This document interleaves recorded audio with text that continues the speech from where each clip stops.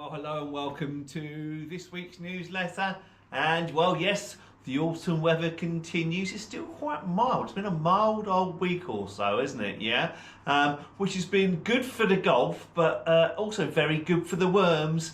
And most irritating, that warm, mild, moist weather does. The worms do love it, so they do thrive. So our golf course has got a bit muddy, which is a little bit irritating.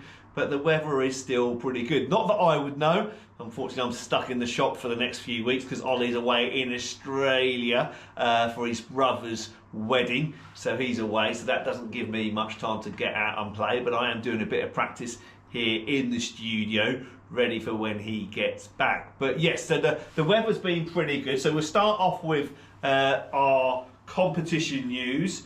And we'll go back to last Wednesday's Ladies Divisional Medal, where Paula Ledger won Division 1 with a fine net 69 and Jeanette Heatherton won Division 2 with a net 83. Well done to you two, especially Paula.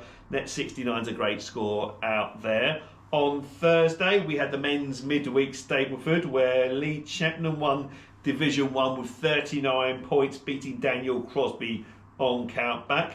In Division 2, Steve Stone won with a fine 39 points, beating Martin Farrow and Paul Dashwood in the second and third on 38 points. And Division 3, Bernie McKernan won with 36 points, beating Terry Scott on countback, also with 36 points. Well done. And then on Saturday, we had the Armistice Trophy, and well done to Stu Pearce, as always, for organising the event and actually putting some of the money to the Armistice charity, which I can't remember which one he was helping this time. But anyway, well done for Stu for all the work that you do with that competition.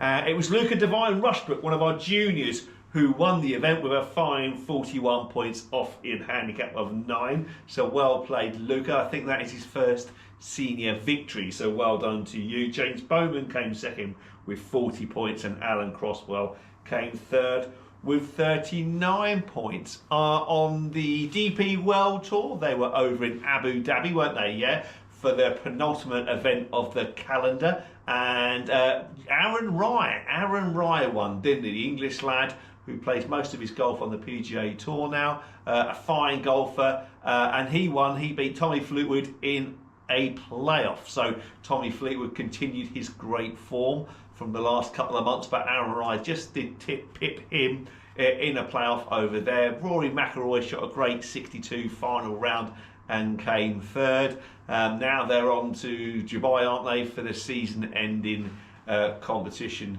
over there. So that's this week. So let's look forward to Rory McIlroy against Marco Penge, basically for the Order of Merit title, as they used to call it, the Race to Dubai title. So yeah, it'd be interesting to see that. Obviously Rory, red hot favourite back. Marco Penge, my word, he can hit a golf ball, can't he? He is so long. Hits it further than Rory. They were playing together the first couple of rounds and he was consistently outdriving Rory. So Marco Penge, my word, can he strike a golf ball? And if he can just shorten up his short game, he's chipping and pitching around the greens, and he really will be a world top 10 player. But yeah, he's still fantastic, and he's going head to head with Rory to see who can win the Race to Dubai title, which is the old Order of Merit. So very much looking forward to that.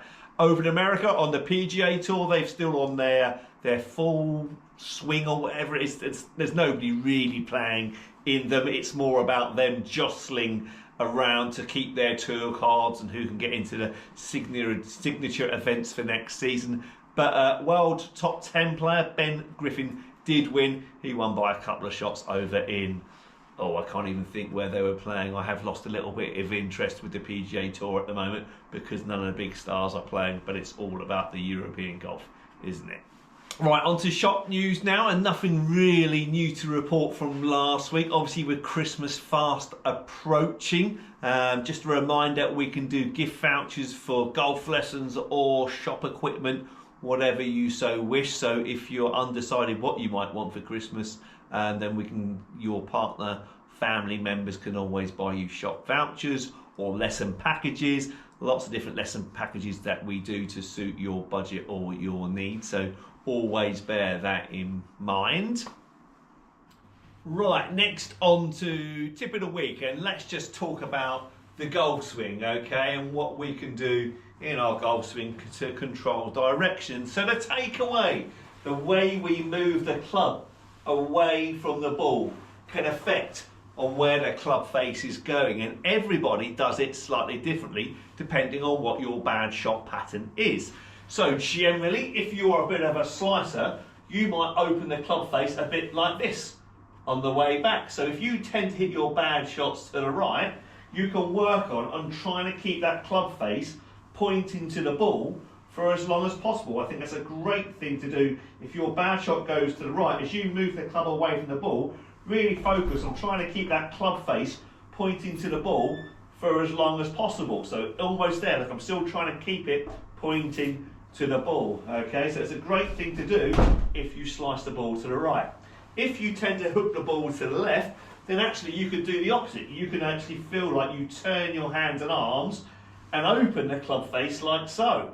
So now the club face, the toe of the club is pointing to the sky. If you're going to do that, be careful not to roll the wrists too much, because then you end up making a bit of a flat backswing. So if you do hit the ball left and you do want to feel like you open the club face up, make sure you swing it outside the target line and get the toe of the club pointing to the sky. So you see on TV a lot of the top professionals do rehearse their takeaway.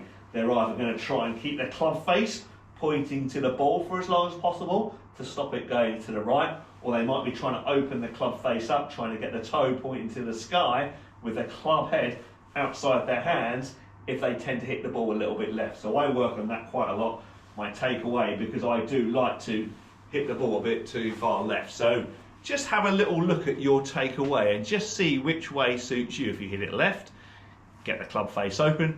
If you hit it right, try and feel like you keep that club face pointing to the ball for as long as possible. Give that a go and let me know how you get on.